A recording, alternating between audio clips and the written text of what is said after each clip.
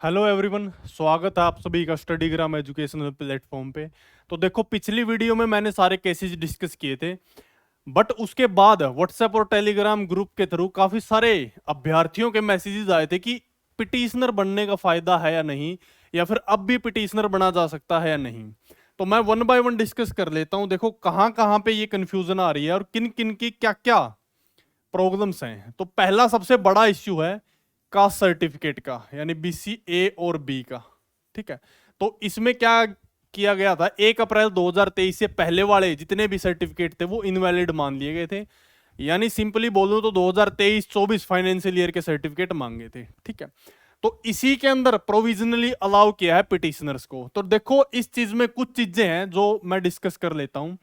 जितने भी पिटिशनर्स थे उनको अलाउ कर दिया गया, ठीक है, बट आप ये देखो, अब ये मैटर सब जुडाइस है। आगे जो भी प्रोसेस होगी, सितंबर में ये चला गया है मैटर, सितंबर में जो भी सुनवाई होगी, अगर जो ये प्रोविजनली जो जितने भी पिटिशनर्स हैं इनके फेवर में आ जाता है, फेवर में ही आएगा, उसके कारण मैं आप सभी के साथ डिस्कस करता हूं। उसके साथ देखो, रीजन बता देता हूं मैं आपको। कुछ जजमेंट्स हैं, ठीक है ना। तो देखो, ये एक जजमेंट है सुप्रीम कोर्ट की, ठीक है, जो SSC का एक केस था उस पे ये चीज लागू होती है। तो इसमें क्या कहा गया है सुप्रीम कोर्ट के द्वारा, सुप्रीम कोर्ट, ये केस आप देख सकते हैं इन डेप्थ में, अगर जो भी कैंडिडेट पढ़ना चाहता है तो ये पढ़ सकता है। जो SLP है 31/16/2017 का ये केस है। तो इसमें सुप्रीम कोर्ट, जो रिस्पेक्टेड होनेबल सुप्रीम कोर्ट, उसने क्या ऑब्जर्व किया था, the commission will not insist on candidate, ठीक है, तो क्या कह रहा है, will not insist on candidate producing OBS certificate issued within cut off dates। ठीक है, तो देखो ये बात है OBC सर्टिफिकेट की, ठीक है ना, OBC। बट आप सभी को पता है OBC सर्टिफिकेट सेंट्रल गवर्नमेंट के एग्जाम्स में वैलिड होता है, जो स्टेट गवर्नमेंट का एग्जाम है उसमें BC-A और B जो सर्टिफिकेट है वैलिड होता है। बट दोनों ही केसेस में आप इनकम क्राइटेरिया चेक करते हो किस चीज के लिए, क्रीमी लेयर को देखने के लिए। सेम क्रीमी लेयर OBC में होता है, सेम क्रीमी लेयर यहां पे होता है। तो ये बात है क्रीमी लेयर की। तो 3 इयर्स, अगर 3 इयर्स या फिर 180 डेज, यानी 3 इयर्स का पहले वैलिड है और 180 डेज तक आप उसको ले सकते हो। तो दो चीजें तो ये हैं, और तीसरी चीज है ट्रिपल P, जो कमीशन ने खुद मेंशन किया है, हरियाणा स्टाफ सिलेक्शन कमीशन ने। तो ये 3 वजह बनती हैं जिसकी वजह से ये केस है जो स्ट्रॉन्ग हो जाता है, और डेफिनेटली उसके बाद एक और ये केस है, ठीक है, ये आप देख सकते हैं। तो ये एक और केस है, ये Punjab and Haryana high court का ही केस है। तो आप यहां से देख सकते हैं, मैं इसको व्हाट्सएप जो टेलीग्राम है वहां पे अपलोड कर दूंगा। सेम एक केस ये है और सेम एक केस ये है, ठीक है ना। यहां से ये वही केस है 31/16 वाला 2017 का, ठीक है ना, SLP जो फाइल हुई थी। तो ये सारे केसेस हैं, जितने भी कैंडिडेट है ना, जो इस केस को स्ट्रॉन्ग बना देते हैं। क्लियरली बहुत सारे केसेस में जो ऑनेबल सुप्रीम कोर्ट है उनकी गाइडलाइन है कि किसी भी कास्ट सर्टिफिकेट के बेसिस पे आप किसी को रिजेक्ट नहीं कर सकते हैं, ठीक है ना। क्योंकि ये जो कास्ट सर्टिफिकेट है ये हार्ड ब्लॉक्स नहीं है, हार्ड ब्लॉक, ठीक है ना, मतलब कैंडिडेट्स को रिजेक्शन करने का कारण नहीं है भाई, इनको हार्डली ट्रीट नहीं कर सकते आप, ठीक है ना। तो पहला तो ये बहुत बड़ा पॉइंट है, ये जो ऑनेबल सुप्रीम कोर्ट की गाइडलाइन है, तो इस बेसिस पे ये केस बहुत स्ट्रॉन्ग है। और जो कमीशन का जो दावा है हरियाणा स्टाफ सिलेक्शन कमीशन का, ये यहां पे टिक नहीं पाएगा, ठीक है ना। तो ये चीजें बहुत इंपॉर्टेंट है। देखो, ये क्रिटिसाइज करने वाली बातें हैं, पता नहीं कैसी पॉलिसियां जो पॉलिसी मेकर बनाते हैं कि उसमें इतने लूप होल्स हैं कि पॉलिसी जैसे ही इंप्लीमेंट होती है तो जितने भी कैंडिडेट है उसकी धज्जियां उड़ा देते हैं। मतलब क्या कमीशन या जो पॉलिसी मेकर एक ऐसी पॉलिसी नहीं बना सकते, बुलेट प्रूफ पॉलिसी, पता नहीं कैसी पॉलिसी वो बनाते हैं। तो ये है मेन इश्यू।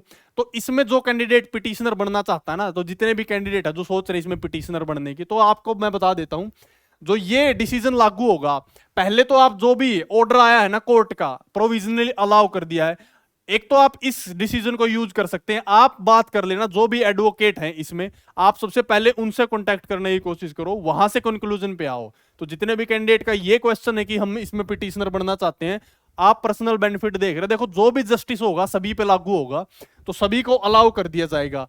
अगर आप ये कर सकते हैं भाई, ग्रीवेंस कमेटी में जो वहां पे बैठी है हरियाणा स्टाफ सिलेक्शन कमीशन में, या कोई भी मेंबर है, उससे आप कांटेक्ट करने की कोशिश करो, और जो ये प्रोविजनली अलाउ किया गया है ये ऑर्डर, इसके थ्रू आप उनको बोल सकते हो, रिक्वेस्ट कर सकते हो कि भाई आप इस बेसिस पे ये चीजें अलाउ कर सकते हैं। अदरवाइज सितंबर में जाके अगर ये चीज होती है तो ये देखो जो प्रोसेस हरियाणा पुलिस पे, उस पर बहुत बड़ा इंपैक्ट पड़ने वाला है। इन फ्यूचर क्या पता भर्ती किस डायरेक्शन में निकल के आए, ठीक है ना। तो एक तो मेजर चीज है ये, ठीक है, मेजर केस था। दूसरा केस है पोस्ट वाइज और ग्रुप वाइज का, ठीक है।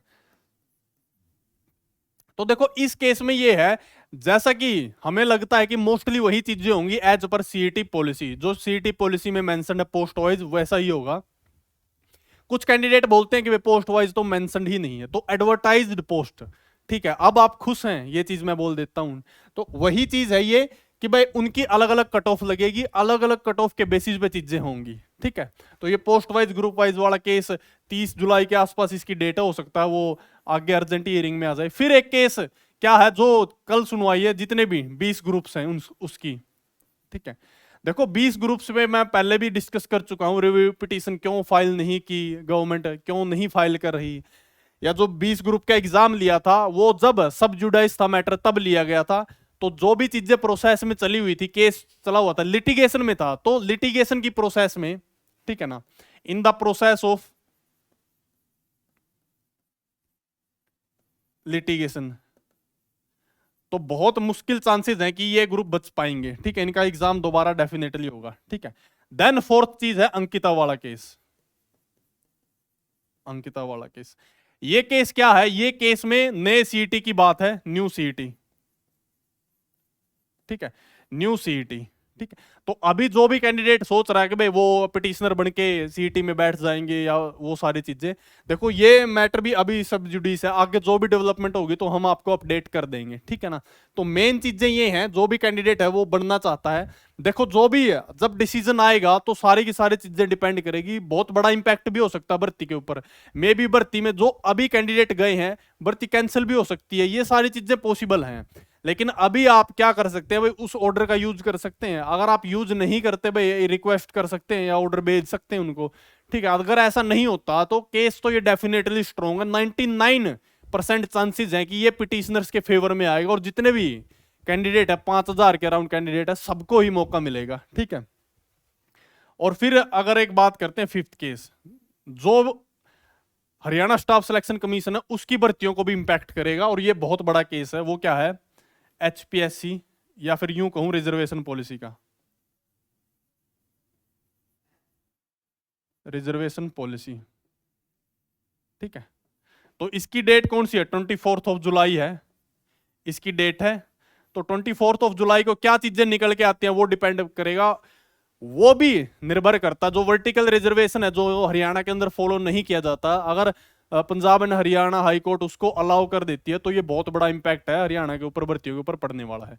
जैसे कि आप सभी को पता है सुप्रीम कोर्ट की भी गाइडलाइन है, जो एमपी पीसीएस का केस है उसमें ऐसी ही भर्ती वहां पे भी फॉलो होती है, लेकिन उस अब सुप्रीम कोर्ट की गाइडलाइन के अपोन ये चीजें दी गई है, क्योंकि इसमें बहुत सॉलिड केस बनता है।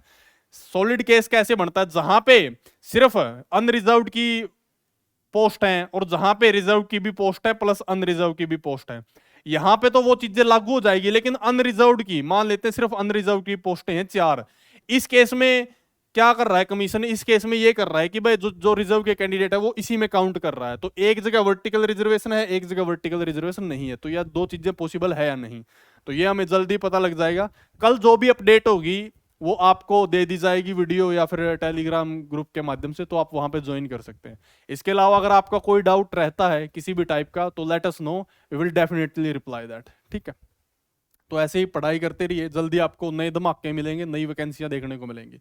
तो this is all in this video, thanks for watching, thank you.